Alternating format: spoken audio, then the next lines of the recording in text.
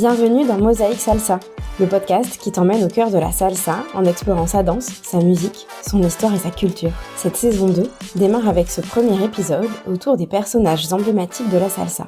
C'est à Paris que j'ai rejoint Virginie pour qu'elle me raconte leur histoire. J'étais ravie de partager cette discussion avec elle. Bonjour Virginie. Bonjour Manon. Est-ce que tu veux te présenter s'il te plaît? Alors je m'appelle Virginie et je danse la salsa portoricaine depuis une dizaine d'années maintenant. Mais mon histoire avec la salsa a commencé depuis l'âge de 15-16 ans où finalement j'ai eu la chance de voyager plusieurs fois à Cuba alors que l'île n'était pas du tout touristique encore. Et c'est vraiment là-bas où j'ai découvert la salsa et donc de fait j'ai commencé par la salsa cubaine. Mais avant de faire la salsa cubaine, j'ai été captivée par la musique, la culture, etc. qu'on pouvait trouver à Cuba. Et juste pour la petite histoire, à l'époque où je suis allée à Varadero, il devait y avoir 3-4 hôtels à l'époque, alors que maintenant il doit y en avoir des milliers. Mais voilà, donc c'était pas du tout connu et j'ai eu la possibilité de connaître beaucoup de Cubains, des danseurs, des musiciens. C'est comme ça que je me suis un petit peu imprégnée de la culture locale. Mais du coup, c'est avec tes parents que t'es allée à Cuba? Ouais. Ok. Je suis allée une dizaine de fois, tu vois. D'accord, donc tes parents, ils étaient fans de Cuba en fait. Ouais, ils étaient fans de Cuba. En fait, dans les hôtels à l'époque, t'avais les troupes de danseurs qui faisaient des spectacles le soir. Moi, je me suis liée d'amitié avec tu vois, je les voyais répéter toute la journée et je trouvais ça trop génial. C'est vraiment ça. Et c'est eux vraiment qui m'ont appris déjà la salsa cubaine et tu vois, qui m'ont raconté toutes ces anecdotes sur la musique. C'est comme ça que je suis parvenue. Mais vraiment. Et puis après, je suis allée chez eux. Qui nous amène du coup à ton thème. On va discuter autour de personnages dont on entend souvent le nom dans les chansons. C'est des chansons qui sont très connues, qui sont beaucoup reprises et sur lesquelles je m'étais interrogée puisqu'à chaque fois il y avait toujours les mêmes chansons qui revenaient mais dans des versions différentes. Pourquoi elles avaient autant de succès, mis à part le rythme qui était très envoûtant, très captivant, très dansant aussi. Et voilà, c'est des personnages. Alors après, c'est les histoires qu'on m'a racontées sur place. C'est une version parce que il y a toujours plusieurs versions qui existent. Et c'est de la vulgarisation aussi. Mais voilà, c'est pour raconter les petites anecdotes sur les différentes musiques et les différents personnages qui sont connus dans la musique. Par lequel on commence? Alors moi, je voulais commencer par justement la première musique sur laquelle je me suis interrogée, qui était El Manicero, qui est une chanson qu'on connaît tous. Enfin, quand on est danseur cubain, on ne peut pas être passé à côté de cette musique-là avec le rythme à pam pam pam palam pam pam. Et donc en fait, El Manicero, c'est le vendeur de cacahuètes en espagnol, donc textuellement. Et en anglais, on l'appelle the peanut vendor. Et à l'époque où j'écoutais cette musique, déjà la mélodie, je trouvais ça vraiment génial. Et les amis cubains que j'avais à l'époque, on sentait que quand il la chantait, c'était plus que la chanter, c'était quelque chose qui vivait. Ouais, voilà, il y avait de l'affect, il y avait, c'était quelque chose de leur vie courante, quoi. Donc j'ai commencé à leur demander, mais c'est qui, qu'est-ce que ça veut dire? Parce que je parlais pas très bien l'espagnol non plus, quoi. Donc il commence à m'expliquer que c'est le marchand de cacahuètes et comme chez nous finalement, le vendeur de glace qui arrive en fin d'après-midi avec une mélodie dans un petit camion. Donc ça devait être cette mélodie là, pam pam pam. Pour s'annoncer en fait. Pour s'annoncer, c'est ça. Pour être reconnu, pour être identifié. Voilà. Okay. Pour dire je suis là, je suis arrivée, venez acheter mes cacahuètes. Donc c'est des espèces de barres de cacahuètes avec du caramel en fait, avec du sucre. C'est super bon. Hein. Toi, super calorique. T'as déjà goûté ça? J'ai déjà goûté. C'est hyper bon. Et en fait, on dit que Moïse Simmons, qui est celui qui a écrit la chanson, donc il était dans un quartier à Cuba, c'est la fin de journée, et il entend ce fameux Manicero qui arrive, et on dit qu'il a pris une serviette en papier et qu'il a écrit comme ça cette musique-là en fait. Tout à l'heure, tu m'as fait écouter une des premières versions de El Manicero. Ouais. Du coup, il l'a écrit, mais c'est pas lui qui la chante. Non, c'est pas lui qui la chante. D'accord. Okay. C'est Rita Montaner qui l'a interprété pour la première fois. D'ailleurs, ça a été tout de suite un succès fulgurant. Alors, je pense aussi plus pour la mélodie de cette chanson-là, mais en tout cas, elle est interprétée par Rita Montaner pour la première fois. Et donc, on appelle ce type de chant un pregón, c'est-à-dire un cri de vendeur, quoi. Et c'est pour ça qu'on entend mani, mani, mani, mani. Bon, je sais pas chanter, mais en tout cas, on reconnaît. C'est le cri du vendeur qui annonce que le vendeur de cacahuètes est arrivé, quoi. Et donc, elle a été enregistrée pour la première fois en 1930, donc par Rita Montaner. Je te laisserai mettre la version, la première version qui n'a rien à voir avec celle qu'on connaît aujourd'hui.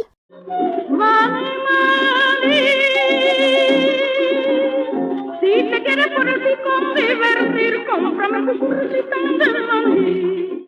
On a toujours la musique de fond qui est toujours super entraînante. Et apparemment, il existe plus de 500 versions différentes de cette musique-là, qui est dans plusieurs langues, plusieurs styles. Mais il y a toujours la même mélodie de fond qu'on reconnaît. Et est-ce que tu sais si ce vendeur de cacahuètes, c'est une tradition qui se fait dans plusieurs villes à Cuba? Oui, c'est dans plusieurs. Pour moi, c'était dans tout Cuba. Hein, d'accord, dans tout Cuba. La Havane. Enfin, c'était très connu, quoi. Comme nos vendeurs de glace, tu vois. C'est vraiment une tradition vendeurs de glace, c'est pas que dans une seule ville, c'est dans.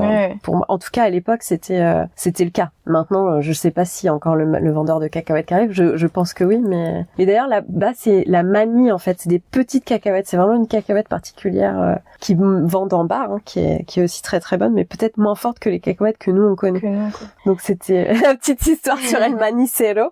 On saura que El Manicero, c'est le vendeur de cacahuètes.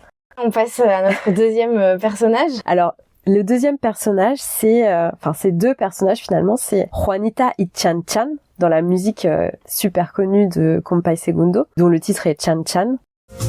Cuando Juanita y Chan Chan en el mar cernían arena como sacudí el jibe, a Chan Chan le daba pena.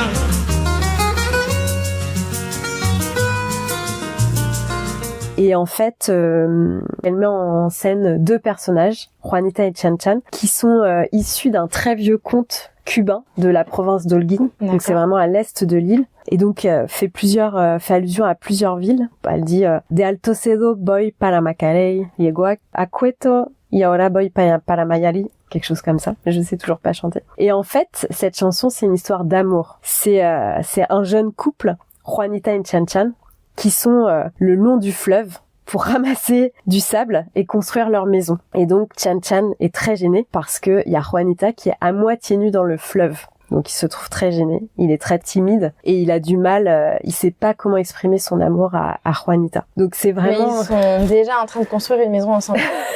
Bah tu sais comment c'est en fait, à l'époque, tu sais ta destinée finalement, tu vois ce que je veux dire. Donc t'as peut-être pas encore consommé mais tu sais que c'est la femme de ta vie, enfin finalement c'était... la beauté de l'amour de l'époque, ils avaient pas Tinder, ils avaient pas...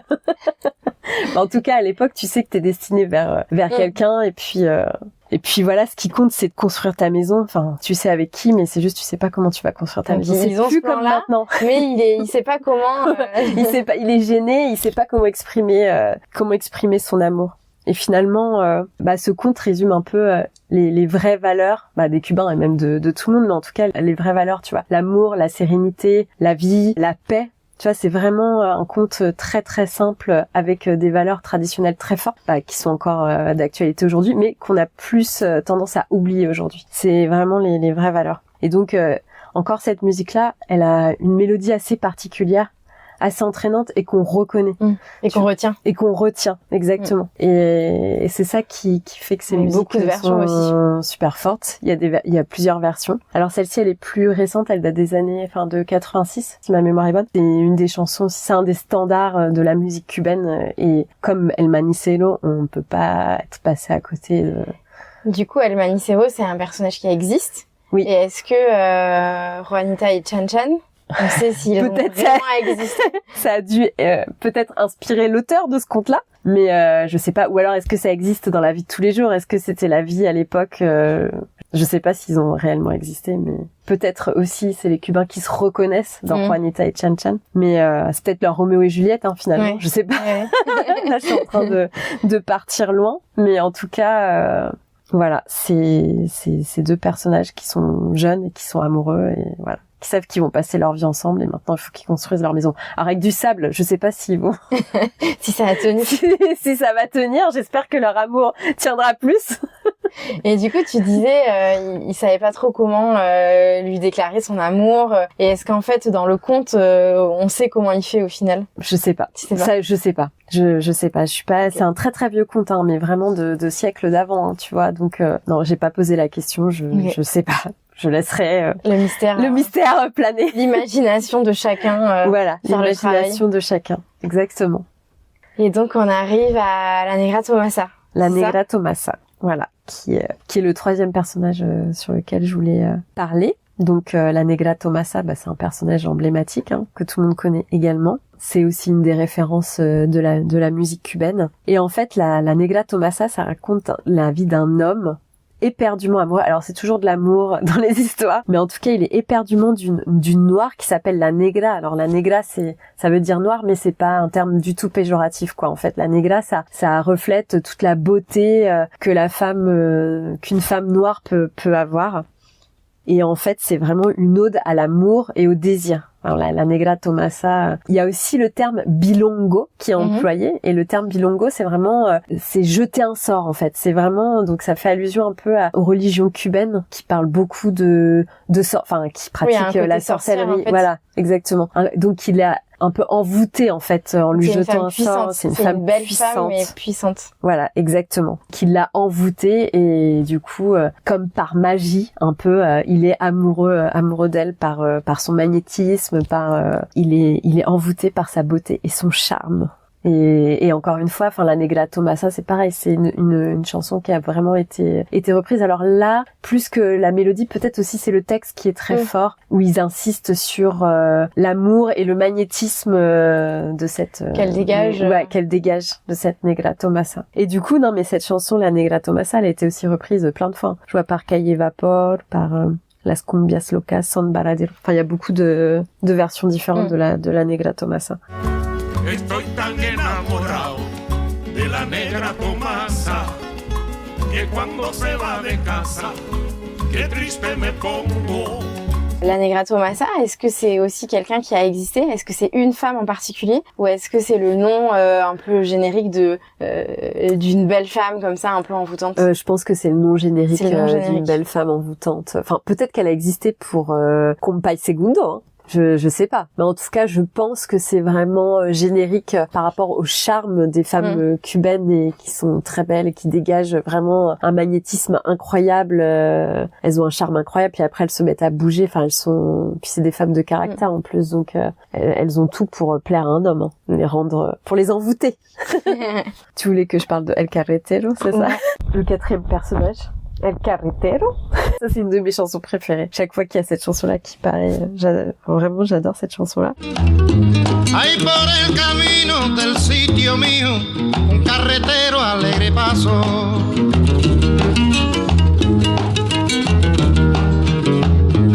Et du coup, c'est vraiment la vie rurale de Cuba, puisque El Carretero c'est le conducteur de charrette. Donc, du coup, autrefois, encore maintenant, même si c'est moins répandu, mais autrefois, c'était un métier très courant dans la campagne cubaine, puisque les conducteurs de charrette jouaient un rôle crucial, puisqu'ils transportaient comme le tabac, le sucre, enfin vivres en fait, les vivres, mais tout ce qui est de l'agriculture cubaine en fait, d'un point A à un point B. Et donc, la chanson de El Carretero, ça décrit vraiment la vie de ces travailleurs ruraux en mettant en lumière tous leurs défis quotidiens. Et ce qui est drôle, c'est qu'en fait, on voit dans les chansons que leur seul espoir, c'est de trouver une femme pour se marier. Tu vois, ils disent encore l'amour. Ou encore l'amour. Le seul but, c'est de trouver une femme, quoi. Il y a que le vendeur de cacahuètes. Le vendeur de cacahuètes, il est tranquille, il gagne plein d'argent. Donc, du coup, il a déjà une femme ou même plusieurs. Non, mais du coup, en fait, dans la chanson, il dit Yo trabajo sin reposo para poderme casar. Tu vois, c'est le mec, il travaille sans repos pour gagner un salaire et pour qu'il puisse se marier, en fait. Pour qu'il puisse subvenir aux besoins de la famille. Et voilà, quoi. Donc ça c'est un extrait de la chanson. Et donc même question que pour les personnages précédents, le conducteur de charrette, c'est pareil, c'est comme la Negra Tomasa, c'est plutôt une appellation générique. Voilà. C'était un métier, enfin je veux dire. C'est un métier très très répandu et oui c'est générique. Et dans la chanson, ils ont voulu faire allusion à tous les Cubains qui pratiquaient ce métier à l'époque en fait. À ce moment-là. Oui, à ce moment-là, exactement. C'est lequel ton personnage préféré parmi les 4, enfin 5? Mon préféré, mais je pense que c'est El Manicero parce que c'est par là vraiment que j'ai commencé à me familiariser avec la culture. Enfin, c'est vraiment à ce moment-là que ça m'a ouvert sur la culture cubaine, la musique cubaine. C'est vraiment, enfin c'est là où j'ai été moi-même envoûtée en fait. C'est lui qui a piqué ton intérêt. Voilà, c'est lui qui m'a envoûtée, qui m'a jeté un sort en premier. Ouais. Et puis je revois tellement les Cubains. Enfin tu vois, c'est plus par rapport à des souvenirs. Je revois tellement les les Cubains chantaient cette chanson-là avec tellement d'intérêt, enfin vraiment ils incarnaient la chanson, enfin c'était drôle. Donc tu vois, c'est plus par rapport à tous ces souvenirs, parce que j'avais 15-16 ans à l'époque, tu vois, que je préfère ce personnage-là. Et c'est pour ça que j'ai commencé par El Manicero. Et aujourd'hui, est-ce que tu penses que ces personnages, ils sont encore très actuels? Alors, je pense que les musiques sont indémodables, clairement. La Negra Tomasa, je pense qu'elle existe encore dans le cœur de beaucoup d'hommes. Juanita y Chan Chan, c'est un conte d'enfants, donc je sais pas s'il est encore raconté aux enfants cubains, mais en tout cas, peut-être à Holguín, il existe encore et il est encore raconté. Et El Manicero, je pense qu'il y a encore des vendeurs de cacahuètes, hein. Peut-être moins qu'avant, mais il y en a encore. El Carretero, pour le coup, il y en a quand même moins. Il doit y en avoir encore un peu, mais bon, maintenant c'est probablement plus moderne. le personnage le plus rare. Voilà, c'est ça, exactement. Mais la musique persiste et à mon avis... Il le fait vivre. Voilà, exactement. J'ai une dernière question pour toi. Oui. C'est quoi la place de la salsa dans ta vie aujourd'hui? Tu sais, à chaque fois quand on me demande ce que je fais, je dis métro, boulot, salsa, dodo. Donc ça fait partie complètement intégrante de ma vie, même si je sors moins en soirée, parce que bon, au bout d'un moment, il y a aussi la famille qui est très très importante également. Mais en tout cas, oui, ça fait partie intégrante de ma vie, et de toute façon, dans mes oreilles, j'ai toujours de la salsa. Donc même si je la danse pas, je l'écoute. Je peux pas vivre une seule journée sans danser ou au moins écouter de la musique, c'est impossible. Donc ça fait vraiment partie de ma vie, c'est ma drogue. C'est ma cure de vitamines tous les jours. Merci Virginie. Et merci Manon. J'ai appris plein de choses. C'est vrai. Bah oui. Je suis très contente alors. Merci pour ton écoute, j'espère que cet épisode t'a plu. Moi c'est Manon, et la semaine prochaine, je t'emmène à la rencontre d'Amza. Nous discuterons ensemble sur comment profiter de la salsa à l'étranger quand on ne sait pas bien parler anglais. En attendant, n'hésite pas à partager cet épisode et à rejoindre Mosaïque Salsa sur Instagram. À lundi prochain.